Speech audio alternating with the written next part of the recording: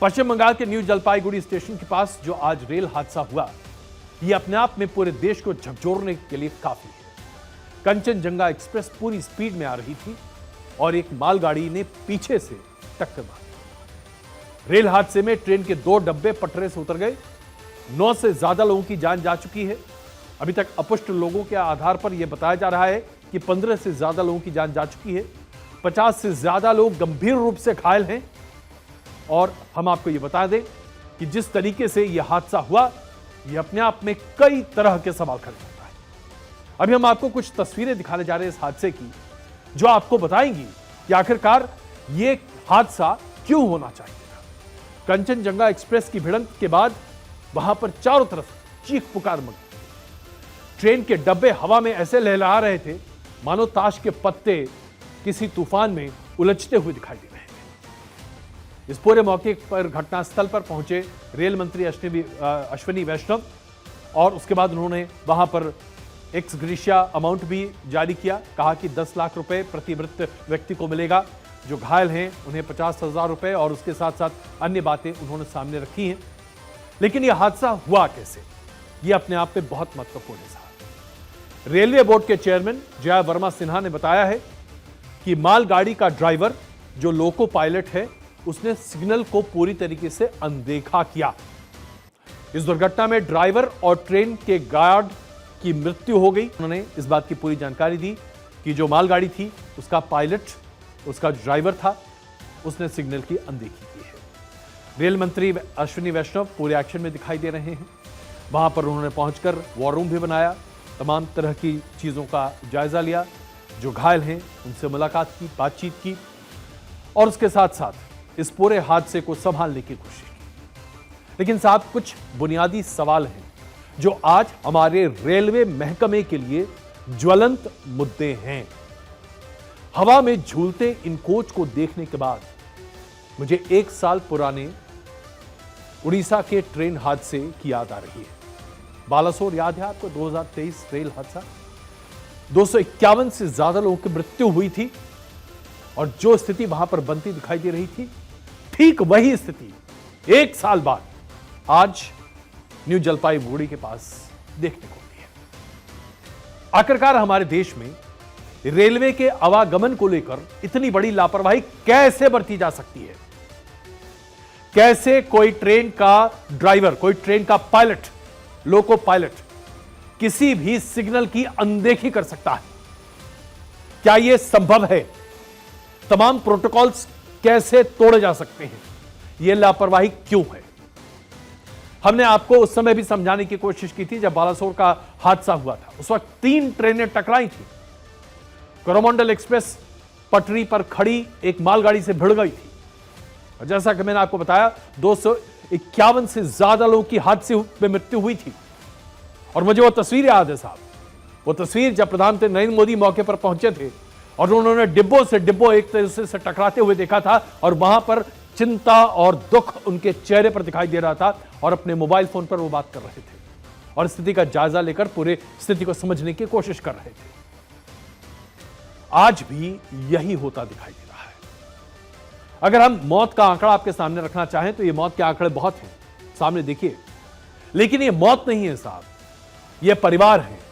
ये परिवार हैं जिनकी जिंदगियां इस बात पर गई कि रेलवे ने अपनी सुरक्षा ठीक तरीके से नहीं रखी। रेलवे लाइफलाइन है। 6 लाख से ज्यादा लोग प्रतिदिन रेलवे में बहुत दूरी की सफर करते हैं और टोटल रेलवे का ट्रैफिक अगर आप लेकर चले तो यह तकरीबन 22 से 24 लाख प्रतिदिन लोगों की यात्रा का एक सवार है। इतने लोगों की जिंदगी क्या यूं ही रिस्क पर रहती है? आखिरकार हम दुनिया के तमाम देशों के मुकाबले देखें तो आज हमारे यहां रेल हादसे पहले के मुकाबले कम जरूर हुए हैं। बहुत बड़ा नेटवर्क है भारत का, 4था बड़ा नेटवर्क है पूरी दुनिया में रेलवेज का आज भारत में। लेकिन भारत में सुरक्षा व्यवस्था बड़े पैमाने पर नाकाफी है। आइए हम आपको अब बताते हैं कि कैसे भारत में ट्रेन एक्सीडेंट्स को रोकने के लिए 2003-04 से ही मशक्कत शुरू हुई थी। उस वक्त रेल मंत्री नीतीश कुमार हुआ करते थे, जो आज बिहार के मुख्यमंत्री हैं। उन्होंने रेल दुर्घटना को रोकने के लिए टक्कर निरोधी यंत्र यानी कि सुरक्षा कवच का पायलट प्रोजेक्ट किशनगंज में शुरू किया था। 2003-4 की बात मैं कह रहा हूं आपसे। 20 साल पहले एंटी कोलिजन डिवाइस का पहला टेस्ट किशनगंज में हुआ। उसके बाद से नीतीश कुमार तो रेल मंत्री रहे नहीं, लेकिन कई और रेल मंत्री आए और गए। बीते 10 साल से भारतीय जनता पार्टी की सरकार है।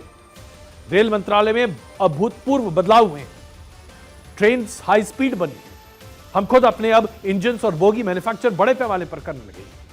लेकिन अब सवाल यह उठता है साहब कि हमने सुरक्षा कवच को लेकर कोई बात क्यों नहीं की? एंटी कोलिजन डिवाइस आज भी एक दूर का सपना क्यों है 20 साल बाद भी? साल 2012 में उस वक्त मनमोहन सिंह की सरकार थी। 2 ट्रेन को आपस में टकराने से रोकने के लिए कवच नाम के एक सिस्टम का काम शुरू हुआ। रेलवे कवच एक ऑटोमेटिक ट्रेन प्रोटेक्शन सिस्टम बनेगा जो कि ट्रेन्स को एक दूसरे से कोलाइड करने में रोकने में मदद करेगा। अक्टूबर 2012 में हैदराबाद के TCA में इसका पहला परीक्षण हुआ। टेस्टिंग को पाथ ब्रेकिंग कहा गया कि ऐसी टेक्नोलॉजी दुनिया में कहीं किसी देश के पास नहीं है और भारत इस टेक्नोलॉजी को विकसित करने अपने रेलवे में लगाएगा, जिसकी वजह से लोगों की जान बचेगी। 2012 से लेकर आज हम 2024 में बैठे, 12 साल निकल गए साहब। 12 साल में यह सुरक्षा कवच सिर्फ लैब में ही बैठा हुआ है। आइए हम आपको बताते हैं उस कवच के बारे में जिसे बहुत ही फैनफेयर के साथ एक बार फिर लागू किया गया 2017 में। यह कवच किस तरह से काम करता है? यह कई तरह के इलेक्ट्रॉनिक सिस्टम्स और यंत्रों से जुड़ा हुआ कवच है जो सैटेलाइट से लिंक्ड है।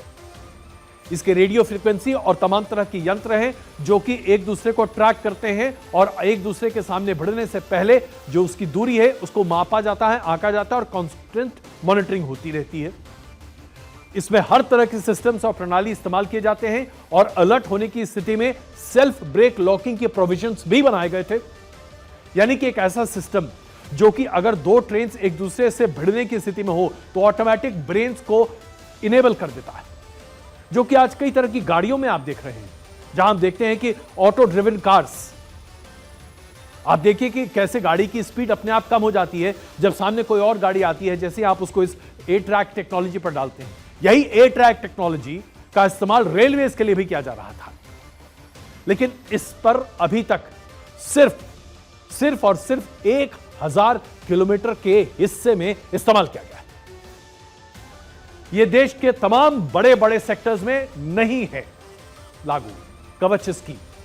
कवच स्कीम को लेकर सरकार ने अभी तक कोई ठोस जवाब कहीं पर भी नहीं दिया। ना ही रेल मंत्रालय ने इसके प्रोग्रेस के बारे में कोई रिपोर्ट सामने रखी है। इसका अभी तक जो इंप्लीमेंटेशन है वो दक्षिण मध्य रेलवे में 1098 किलोमीटर की दूरी के लिए किया गया है। इस रूट पर 65 इंजन ही इस टेक्नोलॉजी का इस्तेमाल करते हैं। दिल्ली मुंबई, दिल्ली हावड़ा सर्किट, ये तमाम सर्किट्स पर यह है, लेकिन कुछ कुछ पोर्शंस में, यानी कि जो व्यस्तम इलाके हैं वहां पर इन ट्रेन्स में एंटी कोलिजन डिवाइस लगा ही नहीं है।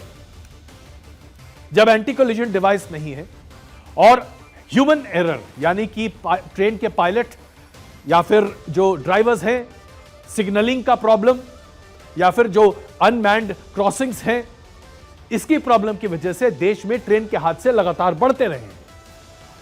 इनमें से अनमैन्ड क्रॉसिंग की जो मुसीबत है इसे बहुत हद तक पूरा कर लिया गया है, लेकिन इसके बावजूद ह्यूमन इंटरवेंशन जहां पर है, जो लोगों की गलती है, ड्राइवर्स की गलती है, वो बहुत बड़ी है। सिग्नलिंग सिस्टम को लेकर भारत में अभी भी बहुत बड़े काम होने बाकी हैं और ये काम नहीं हुए अभी तक। और उसके साथ साथ तीसरी बड़ी बात, कवच जो पूरा बनना था रेलवेज के लिए वो अभी तक बना ही नहीं है। 20 साल से भारत की जनता, भारत की ट्रेन की यात्री कवच का इंतजार कर रहे हैं। रेलवे मंत्रालय को इस पर स्पष्ट नीति और उसके साथ साथ सवालों के जवाब प्रस्तुत करने चाहिए, क्योंकि अगर आप ट्रेन में बैठे और आपको इस बात का डर हो कि आप घर नहीं पहुंच पाएंगे तो क्या भारतीय जनता ट्रेन में बैठेगी? यह अपने आप में बहुत बड़ा सवाल है। इस सवाल को आपके लिए छोड़ जाता हूं।